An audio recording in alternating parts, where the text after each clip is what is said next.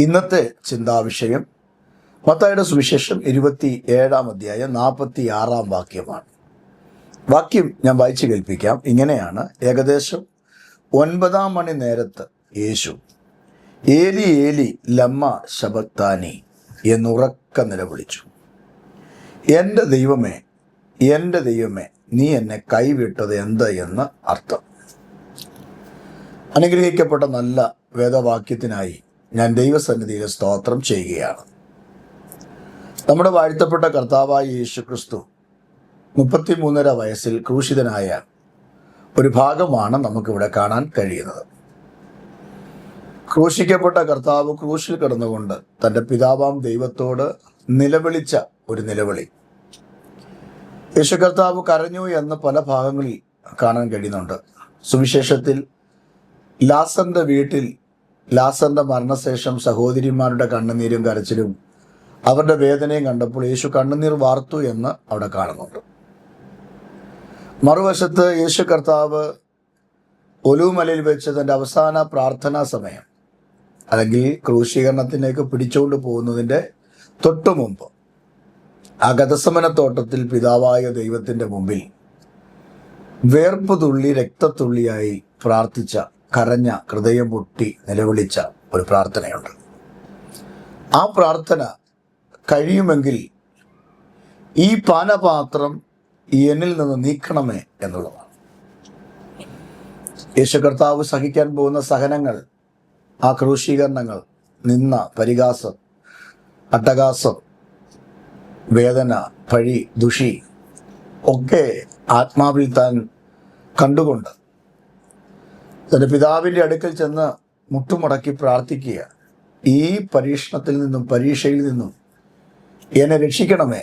കാരണം അത്ര ദാരുണമായ ഒരു വേദനയിൽ കൂടെയാണ് അടുത്ത 12 മണിക്കൂർ താൻ തരണം ചെയ്യാൻ പോകുന്നത് എന്ന് വ്യക്തമായി യേശുവിന് മനസ്സിലായിട്ടാണ് പറഞ്ഞത്, ഇതൊന്ന് നീക്കിത്തരണമേ. യഹോവയായ ദൈവം പുത്രനായ ക്രിസ്തുവിൻ്റെ ഹൃദയം പൊട്ടിയുള്ള രക്തധമനികളിൽ കൂടെ രക്തം പുറത്തേക്ക് വന്ന് രോമക്കുത്തുവഴി വേർപ്പൊഴുകുന്നത് പോലെ ബ്ലഡ് പുറത്തു വന്ന് ഒഴുകി ഹൃദയം സ്തംഭനം വന്ന് പൊട്ടിക്കരഞ്ഞ പ്രാർത്ഥനയെ പിതാവാൻ ദൈവം മുഖം തിരിച്ചു കളഞ്ഞു, മൗനമായിരുന്നു. ഈ തിരസ്കരണം, പിതാവിൻ്റെ ആ പദ്ധതി യേശുവിന് മനസ്സിലായിട്ട് യേശു അവസാനം ഒരു കാര്യം പറഞ്ഞു: എങ്കിലും എൻ്റെ ഇഷ്ടമല്ല, നിന്റെ ഇഷ്ടം എന്നിൽ നിറവേറട്ടെ എന്ന് പ്രാർത്ഥിക്കുക. ആ പ്രാർത്ഥനയുടെ ഭാഗമായി ഇവിടെ വ്യക്തമായി കാണുകയാണ്, യേശു കരഞ്ഞു. അവസാനം യേശു കരഞ്ഞ ഒരു ഭാഗമാണ് കുറിവാക്യത്തിൽ നമ്മൾ കണ്ടത്. അവസാനം യേശു കരഞ്ഞത് എവിടെ? ക്രൂശിൽ കിടന്നുകൊണ്ട് ഉറക്കെ നിലവിളിച്ച് കരഞ്ഞു. ഉറക്കെ, ഭൂമി നടുങ്ങിപ്പോകത്തക്ക നിലയിൽ, സ്വർഗം ചലിക്കത്തക്ക നിലയിൽ ഉറക്കെ നിലവിളിച്ച് കരഞ്ഞു. മനസ്സ് തകർന്ന് ലാസറിൻ്റെ വീട്ടിൽ വെച്ച് കരഞ്ഞു, കല്ലറയിൽ കരഞ്ഞു. മറുവശത്ത് ഗതസമനത്തോട്ടത്തിൽ ഹൃദയം പൊട്ടിക്കരഞ്ഞു. ഇവിടെ അതിനേക്കാൾ വേദനയോടെ, ഈ വേദന എങ്ങനെയാണ് നിങ്ങൾക്ക് പറഞ്ഞു തരേണ്ടതെന്ന് എനിക്കറിയത്തില്ല. അതുപോലെ ഒരു മനുഷ്യൻ ഈ ഭൂമിയിൽ സഹിച്ചിട്ടില്ലാത്ത വേദന, നമ്മളൊന്നും ഈ വേദന സഹിച്ചിട്ടില്ല. നമ്മളൊക്കെ ഈ വേദന സഹിക്കാൻ പോയാൽ ഈ ഭൂമി കാണത്തില്ല. ചിലപ്പോൾ നമ്മളെ തന്നെ നമ്മൾ തന്നെ നശിപ്പിക്കും, ആത്മഹത്യ ചെയ്യും. അതുകൊണ്ടാണ് ദൈവം നമുക്ക് ഇത്രയും വലിയ വേദന തരാത്ത. നമുക്ക് താങ്ങാൻ പറ്റുന്ന വേദനയെ നമുക്ക് തന്നിട്ടുള്ളൂ. എനിക്കെടുക്കാൻ പറ്റുന്ന വെയിറ്റ് എൻ്റെ കർത്താവ് എനിക്ക് തന്നിട്ടുള്ളൂ. വേദന എനിക്ക് തന്നിട്ടുള്ളൂ. എനിക്കെടുക്കാൻ പറ്റാത്ത വേദന, എനിക്കെടുക്കാൻ പറ്റാത്ത വെയിറ്റ്, എനിക്കെടുക്കാൻ പറ്റാത്ത ഒന്നും എൻ്റെ കർത്താവ് എനിക്ക് തന്നിട്ടില്ല. പുത്രൻ അത് വഹിക്കാമെന്ന് കണ്ടിട്ടാണ് പിതാവ് പുത്രൻ അത് കൊടുത്തത്. പ്രിയരെ, നമ്മൾ വേദനയിൽ കൂടെ കടന്നു പോകും, തകർച്ചയിൽ കൂടെ കടന്നു പോകും. പലപ്പോഴും നമ്മൾ ചിന്തിക്കും, ഇതേപോണക്കൊരു ജീവിതം ഇനി ആർക്കും ഉണ്ടാകല്ലേ. ഞാൻ ഇത്രയും ഉപവസിക്കുന്നു, ഞാൻ ഇത്രയും പ്രാർത്ഥിക്കുന്നു, ഞാൻ ഇത്രയും കരയുന്നു, എന്തുകൊണ്ട് എൻ്റെ വിഷയത്തിൽ ഒരു പരിഹാരമുണ്ടാകുന്നില്ല? ഒരു നീക്കുപോക്കുണ്ടാകുന്നില്ല. എന്തുകൊണ്ടാണ്? ദൈവം പോലും എന്നെ കൈവിട്ടോ എന്ന് ചിന്തിക്കത്തക്ക നിലയിൽ നാം ചില സമയങ്ങളിൽ ഹൃദയം പൊട്ടി തകർന്ന് കരഞ്ഞേക്കാം. ഇവിടെ യേശു മൂന്നാമത് കരയുന്ന ആ കണ്ണുനീര്, യേശുവിൻ്റെ ആ പ്രാർത്ഥന മത്തായി എഴുതി വച്ചിരിക്കുകയാണ്. അത് ഏകദേശം 9 മണി നേരത്താണ് യേശു കരഞ്ഞത്. 9 മണി നേരം. ആ കരച്ചിലിൽ തൻ്റെ അധരത്തിൽ നിന്ന് പുറപ്പെട്ട വാക്കുകൾ തൻ്റെ പിതാവിനോട് നിലവിളിച്ച് ചോദിക്കുന്ന ചോദ്യമാണ്. ഏലി ഏലി ലമ്മ ശബക്താനി എന്ന് ഉറക്ക നിലവിളിച്ചു. അതിൻ്റെ അർത്ഥം അവിടെ പറയുന്നുണ്ട്. ഏലി ഏലി ലമ്മ ശബക്താനി. ആ വാക്യത്തിൽ തന്നെ അർത്ഥം നമുക്ക് മനസ്സിലാകാൻ വേണ്ടി പരിശുദ്ധാത്മാവ് അവിടെ കൂട്ടിച്ചേർത്ത് വച്ചിട്ടുണ്ട്. എൻ്റെ ദൈവമേ, എൻ്റെ ദൈവമേ, നീ എന്നെ കൈവിട്ടത് എന്ന് അർത്ഥം. അപ്പൊ ഏലി ഏലി ലമ്മ ശബക്താനി എന്ന് ക്രൂശിൽ 2 കൈകളും വിടർത്തി ആണിയടിക്കപ്പെട്ട് ക്രിസ്തുവിൻ്റെ കൈത്തണ്ടയിൽ ആണിയടിച്ച്, കൈയുടെ വെള്ളയിലല്ല, കൈയുടെ കുഴിയിലല്ല, കൈത്തണ്ടയിൽ ആണിയടിച്ച് 2 കൈകളും വീശി നിവർത്തിയിട്ട് ആണിയടിച്ച്, കാല് 2 ഒന്നിൻ്റെ പുറത്ത് ഒന്ന് കയറ്റി വെച്ച് നീണ്ട ഇരുമ്പാണി ചതുരത്തിലുള്ള ആണി അടിച്ച്, ആ കാലിൻ്റെ പൊത്തയിൽ ഒരു ഒരു തടിക്കഷ്ണം വെച്ച് ആ കാല് പൊക്കി വെച്ച് അതിനെ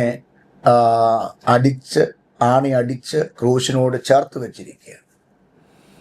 യേശു കർത്താവ് അർത്ഥപ്രാണനായി ക്രൂശിൽ കിടക്കുകയാണ്.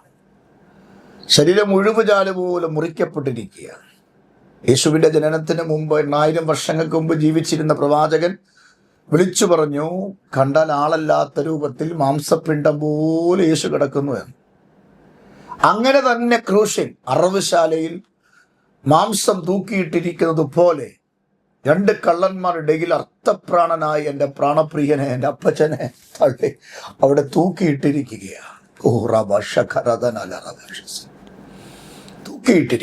തൂക്കിയിട്ടിരിക്കുക എൻ്റെ പാപത്തിന് വേണ്ടി, എൻ്റെ വിടുതലിന് വേണ്ടി, നിങ്ങളുടെ പാപത്തിൻ്റെ പരിഹാരത്തിന് വേണ്ടി, എൻ്റെ പാപത്തിൻ്റെ പരിഹാരത്തിന് വേണ്ടി അപ്പായെ ആ ക്രൂശിൽ ഇങ്ങനെ തൂക്കിയിട്ടിരിക്കുക. ഒത്തിരി വേദനയുണ്ട്. നമ്മുടെ ശരീരത്തിൽ എവിടെയെങ്കിലും മുറിവുകൾ സംഭവിച്ചിട്ടുണ്ടെങ്കിൽ അതിൻ്റെ വേദന നമുക്കറിയാം. അർത്ഥപ്രാണനായി കണ്ടമുഴുതു മറിച്ചിട്ടിരിക്കുന്നത് പോലെ, കലപ്പയ്ക്ക് വെച്ച് മണ്ണിളക്കിയിട്ടിരിക്കുന്ന പോലെ, ശരീരം മുഴുവനും മാംസങ്ങൾ അടർന്ന് പൂവിരിഞ്ഞു കിടക്കുന്ന പോലെ ശരീരം മുഴുവനും കീറി മുറിക്കപ്പെട്ടവനായി. തലയിൽ മുൾക്കിരീടമുണ്ട്, അടിച്ച പാടുകൾ മുഖത്തുണ്ട്, വികൃതമായി കിടക്കിയ യേശു. ആ യേശു കർത്താവ് സ്വന്തം തോളിൽ കിടന്നുകൊണ്ട് തോളോട് തോളിച്ചായിച്ച്, യേശുവിൻ്റെ അമ്മയായ മറിയയുടെ തോളിലല്ല, സഹോദരന്മാരുടെ തോളിലല്ല, സഹോദരിമാരുടെ തോളിലല്ല, യേശു സ്വന്തം തോളിൽ.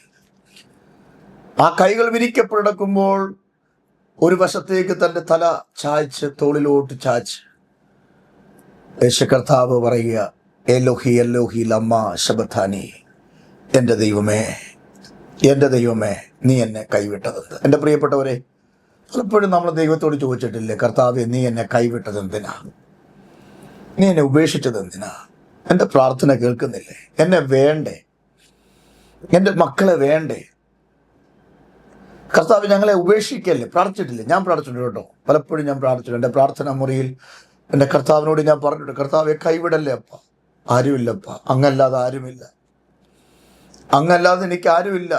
എത്രയോ വട്ടം പ്രാർത്ഥിച്ചിട്ടുണ്ട്. ഞാൻ എൻ്റെ കുടുംബവും മുട്ടുമടക്കി ദൈവസന്നിധിയിൽ പ്രാർത്ഥിച്ചിട്ടുണ്ട്. ഈ സ്റ്റുഡിയോയിൽ എത്ര വട്ടം ഞങ്ങൾ പ്രാർത്ഥിച്ചിട്ടുണ്ട്, കരഞ്ഞ് കർത്താവെ കൈവിടല്ലേ എന്ന് പറഞ്ഞ് പ്രാർത്ഥിച്ചിട്ടുണ്ട്. ഇന്ന് രാവിലെ ആത്മാവ് ഞാൻ പറയാം, യേശുവിൻ്റെ പ്രാർത്ഥന സ്വർഗത്തെ ഇളക്കി, യേശുവിൻ്റെ പ്രാർത്ഥന ഭൂമിയെ ഇളക്കി. എൻ്റെ ദൈവമേ, എൻ്റെ ദൈവമേ, എന്നെ കൈവിട്ടത് എന്തെന്ന് ചോദിച്ചു യേശു കർത്താവ് സ്വന്തം പ്രാണനെ വിടിയുകയാണ്. എന്തിനാണ് കർത്താവ് ആ സമയത്ത് കരഞ്ഞപ്പോൾ പുത്രനായ ദൈവം മുഖം തിരിച്ചത്? ചില സാഹചര്യങ്ങളിൽ അങ്ങനെയാണ്. നമ്മൾ വലിയ പ്രതീക്ഷയോടെ ദൈവസന്നിധി വരും.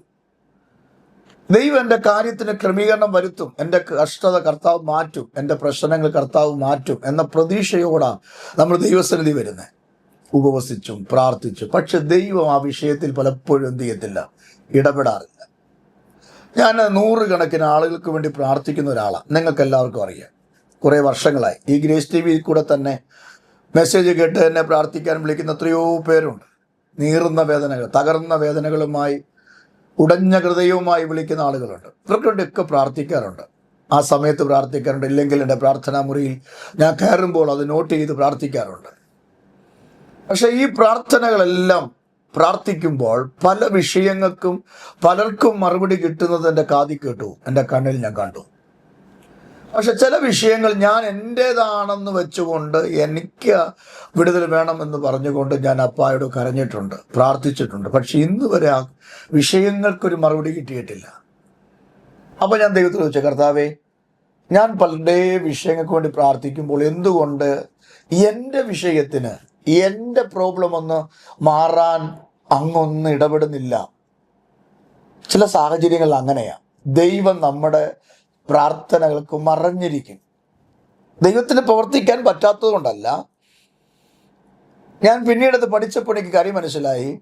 ദൈവത്തിൻ്റെ നീതി നമ്മളിൽ വെളിപ്പെടണമെങ്കിൽ ദൈവം ചില സാഹചര്യങ്ങളിൽ നമ്മളോട് മൗനമായിരിക്കേണ്ടി വരും. ഇവിടെ യേശുവിനോട് മൗനമായതിൻ്റെ കാര്യം ഒന്ന് നോക്കിയാൽ നമുക്ക് മനസ്സിലാകും എന്തുകൊണ്ടാണ് നമ്മുടെ വിഷയത്തിന് ദൈവം പലപ്പോഴും മൗനത കാണിക്കുന്നത്.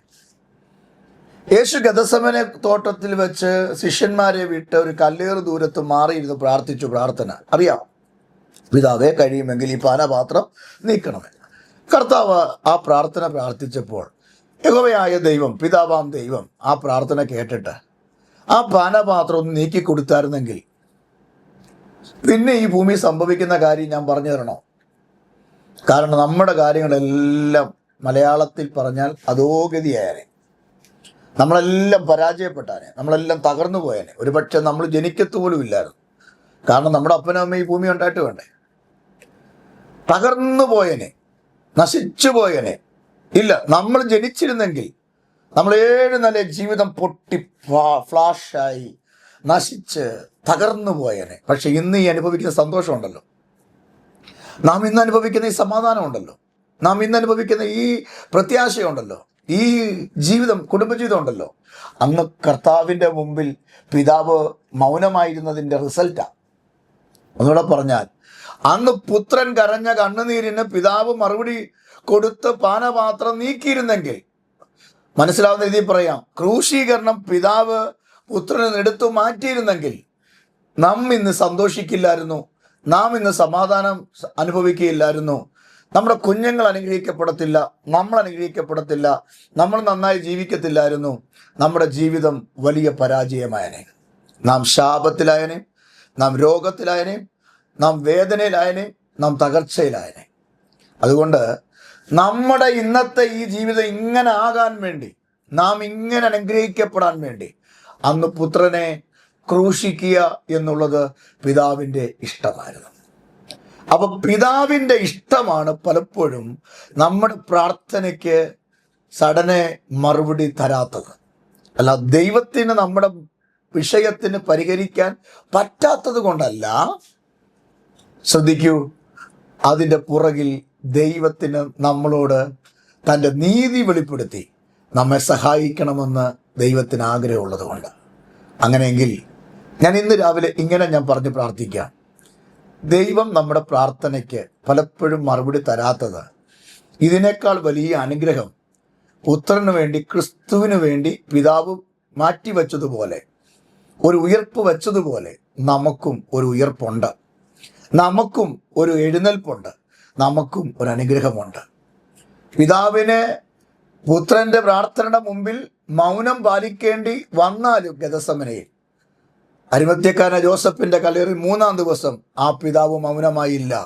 അങ്ങനെയെങ്കിൽ ഇന്ന് നിങ്ങളോട് ഞാൻ ദൂത് പറയാം, ചില വിഷയത്തിൽ ദൈവം മൗനമായാൽ നാളെ നിങ്ങളുടെ വിഷയത്തിൽ ദൈവം എഴുന്നേൽക്കും, ദൂതനെ ഇറക്കും, കല്ല് ഉരുട്ടി മാറ്റും, നിങ്ങൾ പുറത്തു വരും. എങ്ങനെ? യേശു പുറത്തു വന്നതുപോലെ നിങ്ങളും നിങ്ങളെ അഭിമുഖീകരിക്കുന്ന പ്രശ്നത്തിനകത്തു നിന്ന് പുറത്തു വരും. ഞാൻ നിങ്ങൾക്ക് വേണ്ടി പ്രാർത്ഥിക്കാം. കർത്താവേ, ഞാൻ ഇന്ന് രാവിലെ യേശുവിൻ്റെ നാമത്തിൽ അങ്ങനെ പറഞ്ഞ് പ്രാർത്ഥിക്കുന്നു. ഈ മക്കളെ അനുഗ്രഹിക്കണേ. കർത്താവിൻ്റെ കൃപ കൂടെ ഇരിക്കണേ. പലപ്പോഴും ഞങ്ങളുടെ ഒരു ചോദ്യമാണ്, എന്തുകൊണ്ട് ഞങ്ങളുടെ പ്രാർത്ഥന ദൈവം കേൾക്കുന്നില്ല?